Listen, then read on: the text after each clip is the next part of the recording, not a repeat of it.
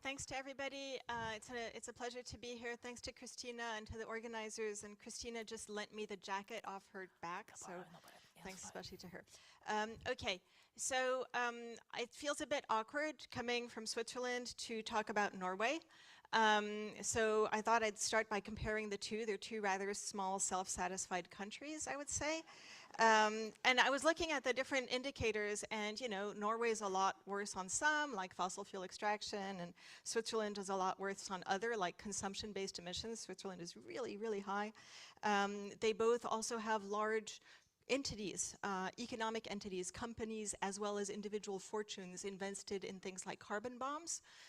So of course for Equinor, for Norway that's Equinor, and some state companies, and for Switzerland that's our bank UBS, which might as well be the state company or might as well be the state, a bit of one, bit of the other. And of course in Switzerland we also have in fact extractive industries that are located there, like Glencore, which obviously does a lot of coal extraction. So honestly, not much difference there at all. But then I was wondering about, because I know there's a lot of climate denial in Norway. I would call it virtuous climate denial, if there is such a thing.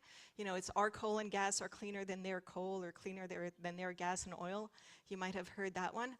And I think that that's basically sort of become a state policy in Norway to some extent. It's sort of a normal thing to accept that that fossil fuel extraction in Norway is virtuous and somehow is helping with climate change, even though that's obviously nonsense.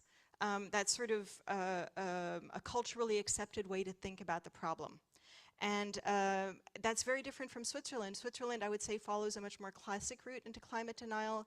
I've been learning and researching a lot more recently about the Atlas Network, which is this network of neoliberal think tanks pushing neoliberal economic policies on the one hand, but also climate denial on the other. And they're sort of the root cause for a lot of climate denial around the world. I looked for them a bit in Norway. There are a couple of Atlas Network think tanks. They don't seem to be doing a huge amount. So if somebody knows differently, I'd be interested to know about this. But basically, my point here is that in either case, we're dealing with a creation of culture. We're creating consent. And what we're doing is we're creating consent, normalization, and acceptance of annihilation. And so I think that I was brought here to be the optimistic person at the end of the day. But I think before we can be optimistic, we have to know what we're up against. And I think one of the things that's really an obstacle right now for us is this culture, this creation of a culture of acceptance of annihilation. And what that annihilation, and that this is also very much what's happening in terms of Israel and Palestine, the genocide that's happening in Gaza right now is forcing us to accept mass death and annihilation without us being able to, whatever we do, we don't seem to be able to keep people alive. And that is also forcing us into this mode of acceptance. It's trying to create a culture of despair, effectively. And this sort of, what this means in terms of destruction or annihilation actually does look different for Switzerland and Norway, in particular for the case of what would happen in Norway, and this is a very recent study, it came out just a couple of weeks ago, if the North Atlantic overturning circulation collapses. And this is what the sea ice would look like. You can sort of see the edge of the sea ice in blue. The temperatures would go down to sort of minus 48 degrees on average. This is a 2-degree warming world, by the way. So nobody knows exactly when it's going to happen, but obviously it would be devastating for Norway. I don't know if this was covered very much as a study in Norway itself, as one of the most affected countries. But one of the things that we can be sure of is that the companies involved, whether it's ExxonMobil in the US, whether it's Shell in the Netherlands, whether it's BP in the UK, they all have in-house, we know that they all had and have in-house climate science units. Jeffrey Supran, Naomi Oreskes, and Stefan Ramsdorf were able to demonstrate that Exxon's climate models were better than the IPCC's up until well into the 90s. So they know what future they're creating for us. Maybe the Norwegian public at large does not know very much about what the AMOC circulation stopping would mean for Norway, but I bet Equinor does, right? And so that means that's part of this. I wanted to raise this and put this rather depressing plot up here, because the thing is that we are being brought into a really destructive time where things that are absolutely cataclysmic are already happening in terms of warfare, but they're also happening in terms of the climate that we're being pushed into and brought into. And I think that this is good to remind ourselves that we are not crazy when we face this, that this is really happening. And this question of normalization of annihilation, I think, is something that is important to reckon with.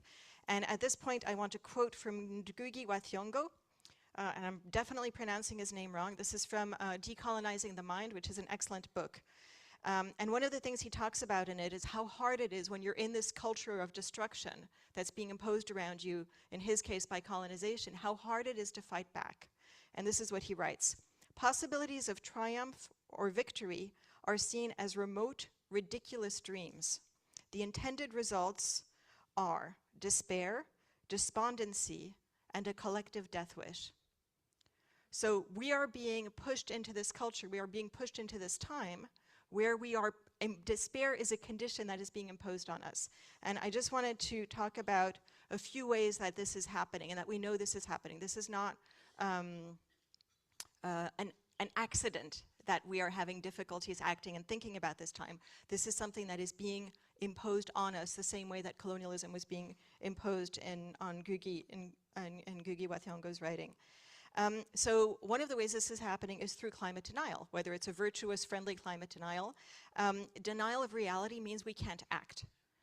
Denial of common sense means we can't act. Denial of science means we can't take good decisions for ourselves. So this is a big problem.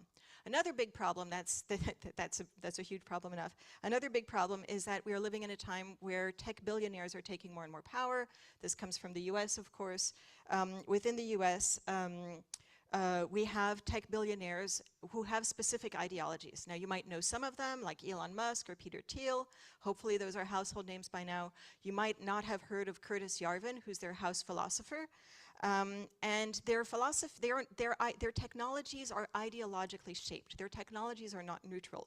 A lot of these guys got into the business they are in because of ideological reasons. And we're just starting to become aware and have journalists and researchers really covering this topic.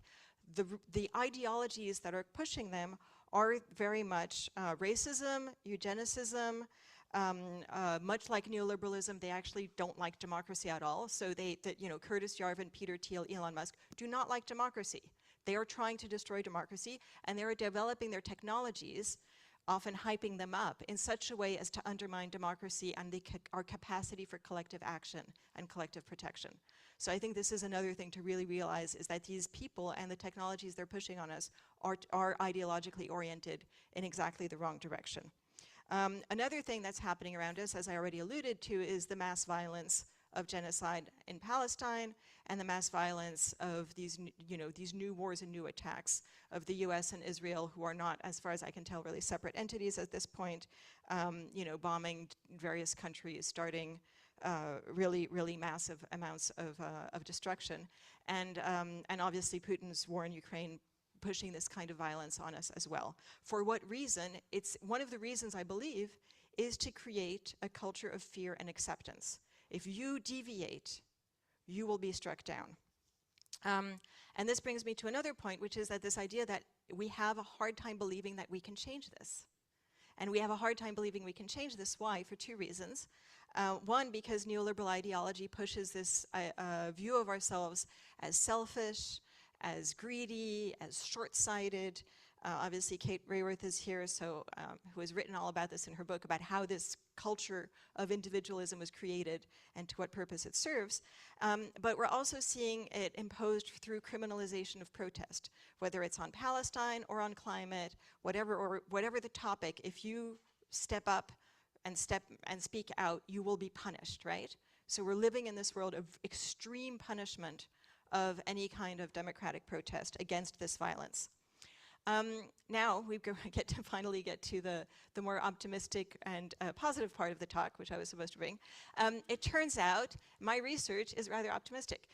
So I researched living well within limits, whether or not we could live within Kate Raworth's donut. And it turns out it's entirely possible, right? We can do the math, we can do the thinking, we can try to see if with existing or reasonable technologies we can create good conditions of life for everybody at low resource use, and it turns out it's fine. It takes a little bit of work, but it is absolutely doable. It takes egalitarian conditions, but once again, those aren't necessarily so harmful. Okay, so the good news is we can do it, it's possible. The other good news is that scientifically as well, this idea that we are selfish, individualistic creatures is completely false. And we're learning more and more about this because we're learning more and more from anthropology. We're learning what humans are capable of, what we as a species are capable of. And we are extremely cooperative. We are capable of maintaining egalitarian societies over long periods of time. We're talking millennia. We are capable of collective decision-making. This is what we are super good at. We're actually good at democracy, and we're good at stopping bullies. So we have to create these conditions that are sort of artificial in order for us to accept the current state of affairs. So the other part of my research that we're looking at now in our new project is we're looking at the idea of economic democracy. So bringing together this idea that we are cooperative people with the fact that we need to change our economy. And the point is that if we create democracy within our economic structures, if we give ourselves the right to decide on ownership, production, and consumption, and we are able to make these decisions in a democratic way, we can absolutely do this. I've seen citizens' assemblies working in person. I've seen worker cooperatives, any kind of economic democratic unit capable of really making collective decisions, difficult decisions, changing things. This is what we are good at, so we can absolutely do this, but it means taking absolute huge amounts of power back into our own hands. So that's the fight that we're facing. So in short, what I would basically try to bring to you is just the idea that humans can work, never be told, never accept that we can't do this together, because we absolutely can. This is what we exist to do. Democracy works.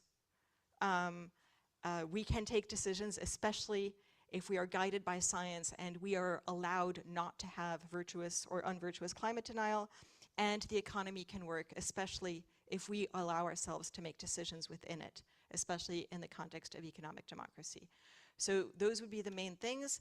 I think that our biggest challenge is that we have a huge political fight, and we should not underestimate the monstrous foes that we face, which is why I started this intervention the way I did. I hope that wasn't too much of a downer. And I hope you have a lovely rest of the day and rest of the week. Thank you.